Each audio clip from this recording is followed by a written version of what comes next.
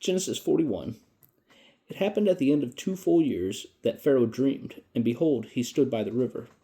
Behold, there came up out of the river 7 cattle, sleek and fat, and they fed in the marsh grass. Behold, 7 other cattle came up after them out of the river, ugly and thin, and stood by the other cattle on the brink of the river. The ugly and thin cattle ate up the 7 sleek and fat cattle. So Pharaoh awoke. He slept and dreamed a second time, and behold, 7 heads of grain came up on one stalk, healthy and good.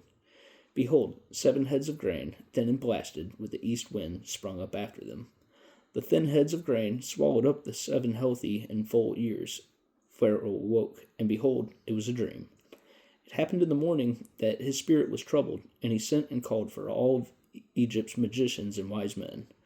Pharaoh told them his dreams, but there was no one who could interpret them to Pharaoh.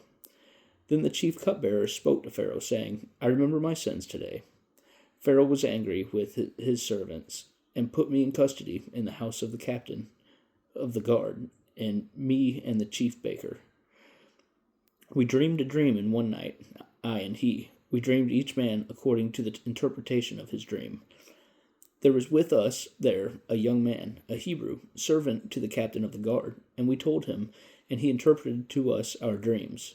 To each man according to his dream he interpreted. It happened as he interpreted to us.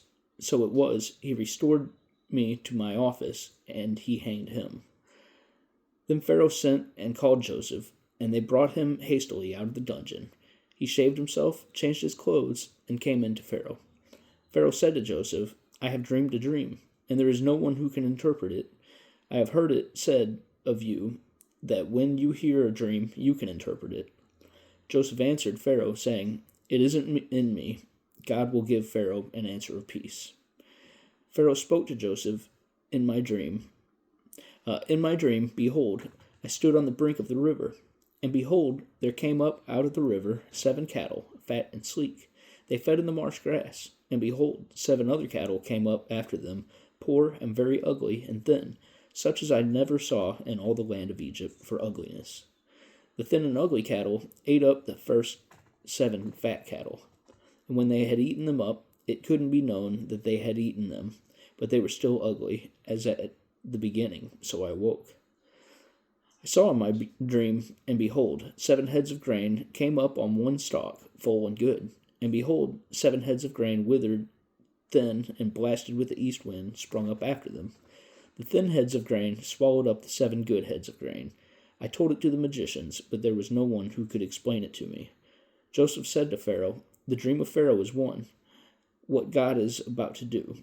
He has declared to Pharaoh, The 7 good cattle are 7 years, and the 7 good heads of grain are 7 years. The dream is one. The 7 thin and ugly cattle that came up after them are 7 years, and also the 7 empty heads of grain blasted with the east wind, they will be 7 years of famine. That is the thing which I spoke to Pharaoh. What God is about to do, he has shown to Pharaoh. Behold, there come 7 years of great plenty throughout the land of Egypt. There will arise after them 7 years of famine, and all the plenty will be forgotten in the land of Egypt. The famine will consume the land. And the plenty will not be known in the land by reason of that famine which follows, for it will be very grievous. The dream was doubled to Pharaoh, because the thing is established by God, and God will shortly bring it to pass. Now therefore, let Pharaoh look for a discreet and wise man, and set him over the land of Egypt.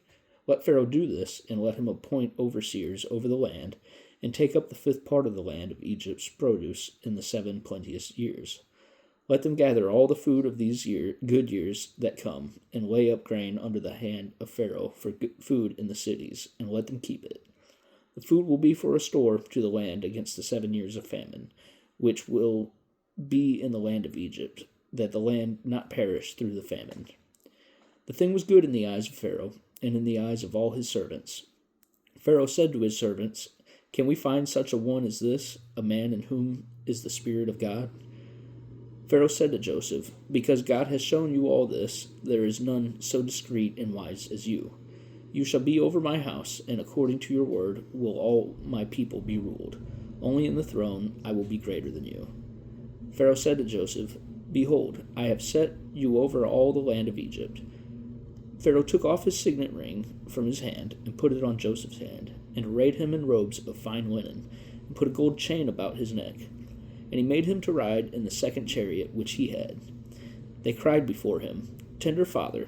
He set him over all the land of Egypt.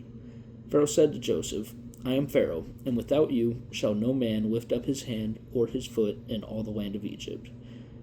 Pharaoh called Joseph's name Zaphnath-Paneah, and he gave him Asenath, the daughter of Potiphar, priest of On, as a wife. Joseph went out over the land of Egypt. Joseph was 30 years old when he stood before Pharaoh, king of Egypt. Joseph went out of the presence of Pharaoh, and went throughout all the land of Egypt. In the 7 plenteous years the earth produced abundantly. He gathered up all the food of the 7 years which were in the land of Egypt, and laid up the food in the cities. The food of the fields which was around every city he laid up in the same. Joseph laid up grain as the sand of the sea, very much, until he stopped counting, for it was without number. To Joseph were born 2 sons before the year of famine came, whom Asenath, the daughter of Potiphar, priest of On, bore to him. Joseph called the name of the firstborn Manasseh, for he said, God has made me forget all my toil and all my father's house. The name of the second he called Ephraim, for God has made me fruitful in the land of my affliction. The 7 years of plenty that were in the land of Egypt came to an end. The 7 years of famine began to come, just as Joseph had said, there was famine in all the lands, but in all the lands of Egypt there was bread. When all the land of Egypt was famished, the people cried to Pharaoh for bread, and Pharaoh said to all the Egyptians, Go to Joseph. What he says to you, do. The famine was over all the surface of the earth. Joseph opened all the storehouses and sold to the Egyptians. The famine was severe in the land of Egypt. All countries came into Egypt to Joseph to buy grain, because the famine was severe in all the earth.